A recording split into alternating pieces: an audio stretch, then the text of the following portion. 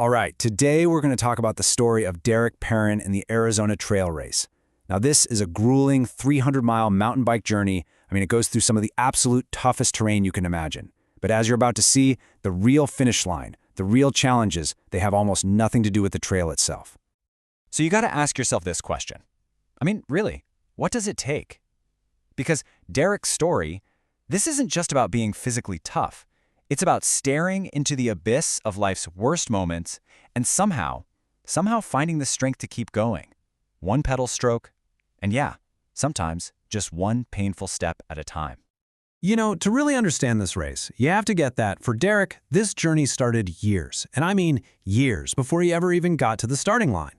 It was forged in a battle that had nothing to do with mountains or trails. Yeah, just a few years before this race, Derek was diagnosed with cancer. A pretty routine fall off his bike ended up revealing a tumor in his hip. And that kicked off this grueling fight for his life. Months of intense chemotherapy. It wasn't just a physical battle. It completely turned his whole world upside down. And this quote right here, this tells you everything you need to know about his mindset. He didn't see this race as just, a race. He called it his Phoenix song, a symbol of him literally rising from the ashes after cancer. And you have to keep that in mind for everything that's about to happen. But his motivation, it went even deeper than that. He was also riding in memory of his friend James Reagan. James was this incredible young man who fought his own battle with cancer and even started a foundation to help other kids. So for Derek, every single mile was a tribute to survival, not just his own, but James's legacy too. So, with all that purpose fueling him, Derek finally hits the trail. But the thing about the Arizona Trail, it doesn't care about your backstory. It doesn't care why you're there. It tests everybody, and it starts right away. Oh man, day one was just relentless. He's barely 3 miles in and he loses his entire sleep kit. Gone. Then the heat just becomes brutal. After that, the bike starts falling apart. He gets this huge gash in his tire, has to patch it with sealant and literal dirt, which of course fails a few miles later, forcing him to use super glue. This is all just day one. So after that absolutely grueling day, he finally meets up with his family. But right in the middle of all that relief, there's this new, unsettling feeling. He notices his aunt, Tish, who's there to support him. She's just acting weird. Something is off. And that was a sign that the biggest challenges were about to come from a place he never, ever expected. And this is the moment.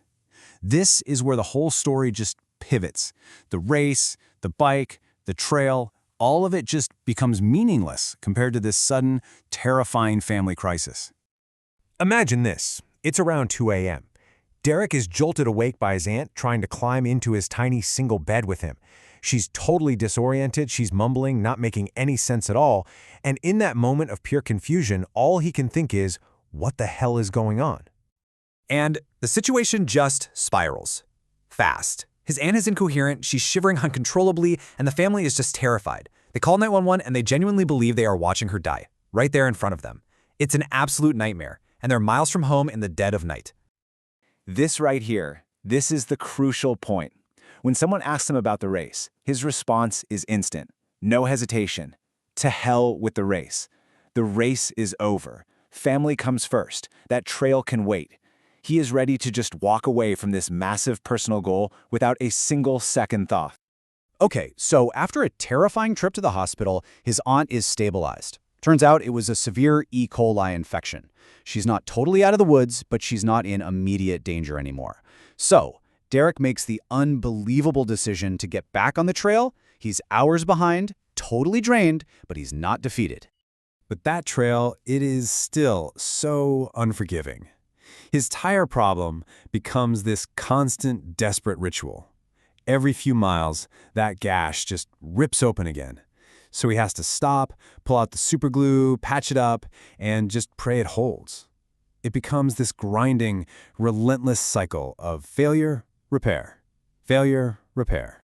But then, right in the middle of all that frustration, this moment of pure grace happens. He stumbles upon 2 styrofoam coolers just left on the side of the trail by a stranger, a trail angel, and they're stocked with ice-cold drinks.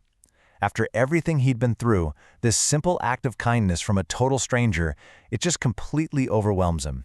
It was his powerful reminder that there's still good out there. So now we're in the final leg of the race.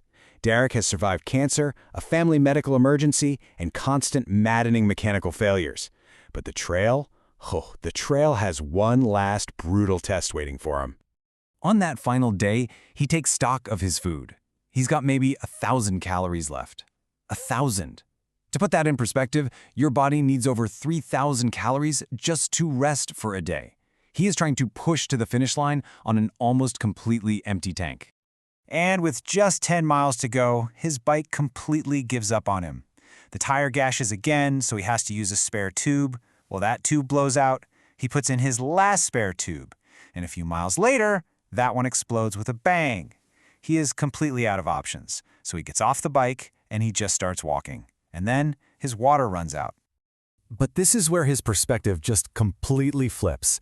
As he's walking, totally defeated, exhausted, he nearly steps on a rattlesnake coiled up on the trail. And in that one heart-stopping moment, he realizes that all those flat tires, the things that felt like the ultimate failure, they might have actually just saved his life by forcing him to slow down. And so, finally, after 8 long days, Derek Perrin finishes the Arizona Trail 300. But the end of the story, well, it reveals what the true finish line was all along. Just look at this contrast. At the official finish line for the race, there's nothing. No band, no cheerleaders, no trophy. But what he gets instead is so much more meaningful. He gets a trophy that was handmade by his family, from rocks his own mother picked up along the route. That's not just a trophy. It is a physical symbol of the love and support that actually got him through everything. And his final dedication isn't to the race, or his bike, or the trail. It's to his wife, Kendra. See, while he was on the trail, she was at home dealing with their 3 sick kids. He calls her a rock star, and it just reinforces that this whole crazy journey was a team effort. The real prize was the support system he had with them the entire time. You know, Derek's story really forces us to ask ourselves what we're all racing toward. Is it some official finish line, some specific achievement we've set? Or is it something deeper? Is it the relationships we build, the character we forge in the fire, and the love that carries us through the absolute toughest trials? What's the real finish line for you?